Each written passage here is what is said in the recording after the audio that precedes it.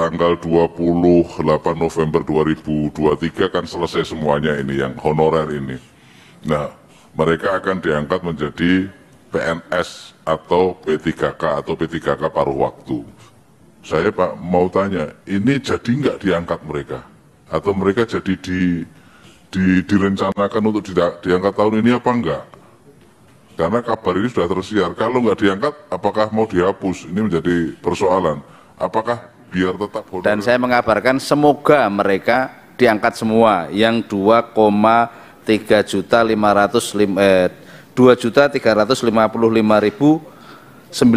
orang yang terdiri dari K2-nya 180.000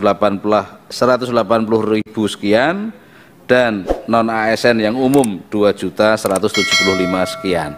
Nah, pengen kita, saya tadi ngotak-atik di sini nggak ada anggarannya untuk itu. Saya Pak mau tanya, ini jadi nggak diangkat mereka? Atau mereka jadi direncanakan untuk diangkat tahun ini apa enggak? Karena kabar ini sudah tersiar, kalau nggak diangkat apakah mau dihapus? Ini menjadi persoalan. Apakah biar tetap honorer aja gitu loh. Nah, ketika saya men-TikTok diri saya itu banyak komentar, Bu Imas, Bu Rini, tolong, saya rekam Bu. Bu Imas, Bu Rini saya rekam, tolong Ibu juga merekam. Itu tanggapannya 1.100.000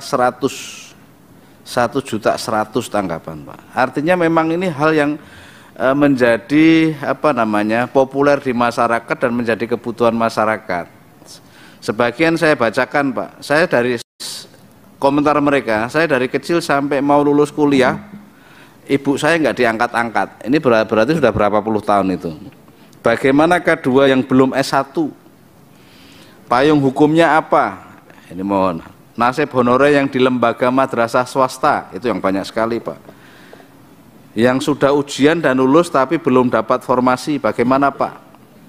Kami honorer 2012 kenapa nakes tak pernah? Yang honorer di swasta sudah ada NUPTK dan masuk di Dapodik, sudah Serdik, masuk kategori apa ini? Masuk kategori apa enggak yang diangkat? Anggaran pusat atau kabupaten kota? Banyak ini Pak. Saya K2 enggak punya jasa S1, mengabdi 20 tahun, gaji 300.000 per bulan, apakah bisa diangkat P3K? Mau tanya apakah itu K2 yang guru dan nakes saja? Ini yang lucu juga, digaji pakai ijen ya Pak, yang ono duiti katanya. Saya guru Raudhatul Atfal sementara RA nggak ada yang negeri, terus nasib saya gimana? Ini banyak pertanyaan Bu. Untuk honorer yang cleaning service, jaga malam, operator dan sebagainya, saya fresh graduated rela 1000% untuk yang honorer diangkat duluan. Kemudian adakah kuota tenaga admin, teknis K2 dan sebagainya? K2 banyak yang berijazah SLTA, gimana nasibnya? THK 2 Kemenak bagaimana? Jeritan guru TK swasta ada yang 23 tahun belum bisa ikut CPNS atau P3K. Intinya jangan sampai ada penghapusan, ini cukup bijaksana. Intinya jangan sampai ada penghapusan Pak, jangan menghilangkan rezeki orang. Kalau sudah masuk BKN, apakah sudah masuk kriteria atau belum? Apa dialihkan ke pihak ketiga atau dirumahkan? Gimana nasib honorer yang gajinya dari pihak ketiga dan bukan dari APBD? Di sekolah negeri lebih banyak honorernya daripada PNS-nya dan sebagainya. Masih banyak lagi Pak. Jadi persoalan-persoalannya itu sebenarnya ya, persoalan-persoalan ini sebenarnya banyak sekali. Oleh karena itu ketika saya ngecek di apa ini tadi, di anggaran kok nggak ada. Saya mohon konfirmasi, mohon penjelasannya Pak Menteri. Terima kasih. Assalamualaikum warahmatullahi wabarakatuh. Ini Pak Menteri mau ratas ini, nanti Pak Jokowi nunggu beliau. Saya ingin memastikan saja Pak Pak Menteri tentang PP 49 kalau tidak salah. Pak Menteri, kalau nggak salah PP 49 yang menyatakan bahwa yang non ASN itu tidak ada lagi. Kan ini yang masalah.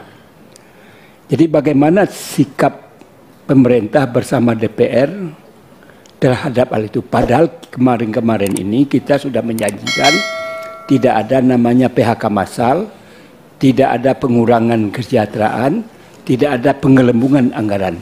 Ini kepastian.